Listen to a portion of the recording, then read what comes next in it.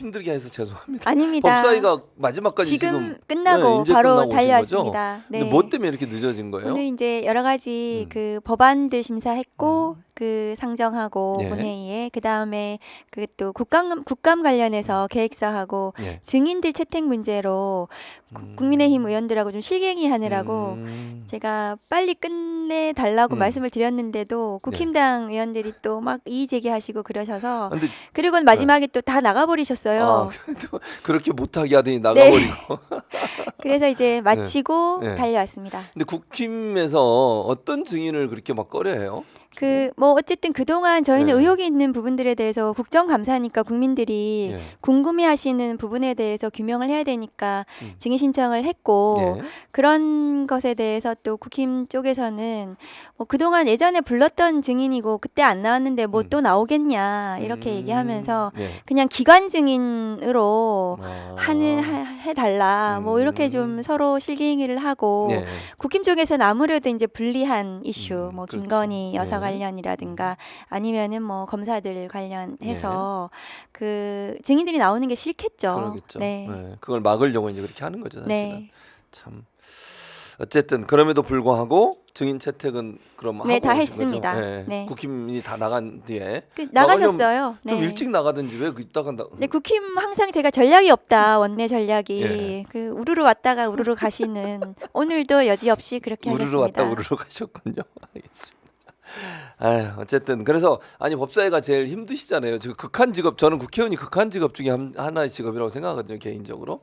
그러니까 많은 분들이 국회의원은 그냥 놀고 먹는 거 아니냐 그러는데 법사위원 하시는 분들 보면 힘들 것 같아요. 뭐 막 네. 늦게까지 청문회도 하시고 또 계속 뭐 필리버스터도 하고 또 뭐 갑자기 오라고도 하고 가라고도 하고 막 이러니까 힘들지 않으세요? 네, 의원님? 특히 이제 22대 국회 들어서 또 국회가 이제 검찰 정권하고 맞서는 맞아요. 예. 가장 최전선에 이제 법사위가 있는 것 같습니다. 네, 그렇습니다. 그리고 이제 법사위에 워낙 많은 국민들께서 관심을 가지고 계셔서 네. 허투루 할 수가 없는 상황이에요. 맞습니다. 그래서 체력으로는 힘들지만 네. 또 보람도 있습니다. 관심 가져주시고 또 네. 격려해주시고 하셔가지고 네. 더 열심히 해야겠다고 생각합니다.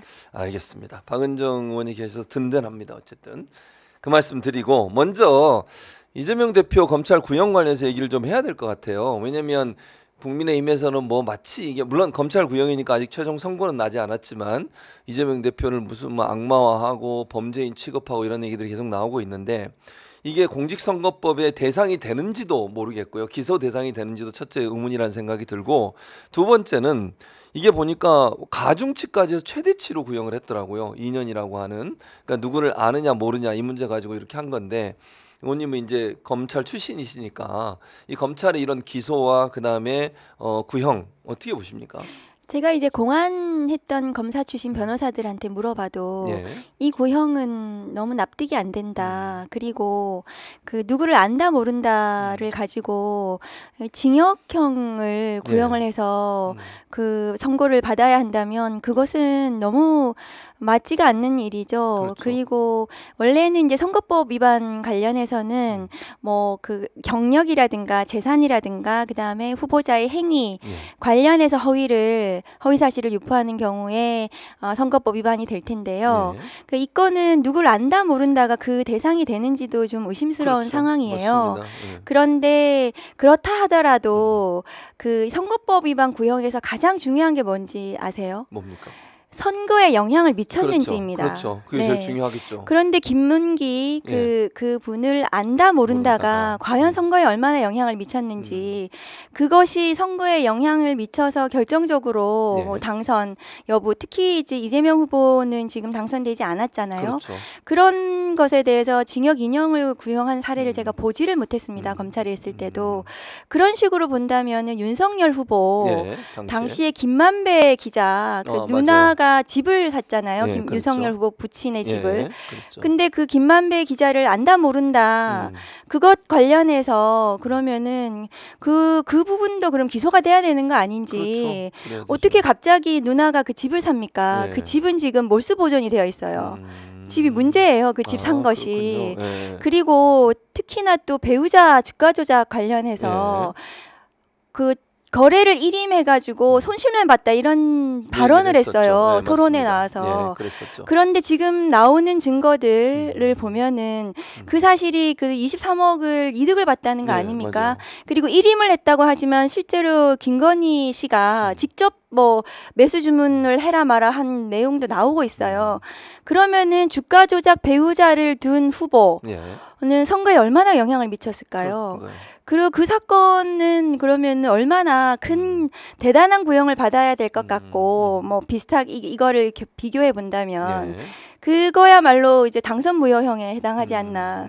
국힘에서 나중에 선거 비용을 모두 토해내야 될 것입니다. 그러니까요. 네. 그런 상황인데 뭐 이재명 대표가 2년 구형받은 게 뭐 정당한 것처럼 이렇게 주장을 하는 건 너무 납득이 안 된다는 생각이 들고, 그리고 본인도 그런 얘기 했잖아요. 본인의 장모는 시골 한 장 남에게 피해 준 적도 없다. 그런 그 얘기도 부분도 했거든요. 문제가 있죠. 네, 근데 법정 구속되고 그랬잖아요. 그랬죠. 네, 근데 그건 또 무혐의 처리하고. 그 윤석열 후보 관련해서 그 뭐 예. 민주당이라든가 야당이나 뭐 시민단체에서 고소 고발한 사건들이 특히 선거법 관련해서는 한 건도 기소되지 기소된 게 않았어요. 없었죠. 네, 그 굉장히 문제입니다. 그러니까 형평성이 그러니까 전혀 안 맞잖아요. 너무나 정의라는 것은 형평인데 예. 형평에 맞지 않게 과도하게 한쪽은 수사하고 예. 과도하게 한쪽은 봐주는 이런 검찰권은 남용이라고 볼 수밖에 없죠. 그래서 근데 이제 문제는 제가 이제 그냥 법적으로 여쭤보면 검찰이 그렇게 한 이유 중에 하나가 이제 어떤 분들이 이렇게 예측을 하시더라고요. 2년을 구형을 하면 판사 입장에서는 이걸 너무 뭐 무죄로 가긴 좀 어렵거나 아니면 아무리 뭐 줄이더라도 어느 정도 그러니까 당선 무효형에 가까운 그런 정도의, 당선은 안 됐으니까 물론 그렇지만 처벌을 받을 수 있는 정도, 뭐 아니면 국회의원의 신분을 잃을 수 있는 정도, 이 정도까지 그 정도의 선고가 나오지 않을까라는 예측을 하더라고요. 근데 무죄가 나올 가능성도 있는 겁니까? 어떻습니까? 그 판사님 입장에서 굉장히 고심이 크실 것 같아요. 네. 이게 그냥 그 가볍다고 볼 수는 없겠지만 벌금형 구형이 됐으면 예. 뭐 벌금 선고를 고민해 볼 수도 있을 것도 같은데 만일에 뭐 죄가 인정이 된다면 예. 근데 이 건은 너무나 막대한 구형이 들어왔기 때문에 오히려 이것은 뭐 무죄를 그 고민해 볼 수도 있지 않는가. 이게 엄격하게 증거를 더 판단을 하셔야 되고 그렇죠. 굉장히 영향을 크게 미치는 사건이 돼버리지 않았습니까? 네, 맞습니다. 그런 경우라면 저는 증거를 오히려 더 엄격하게 판단해서 무죄 가능성도 있다고 생각합니다. 네. 그렇게 된다고 저는 개인적으로 생각을 하는데 판사가 어떤 결정을 내릴지 좀 지켜봐야 될 것 같고,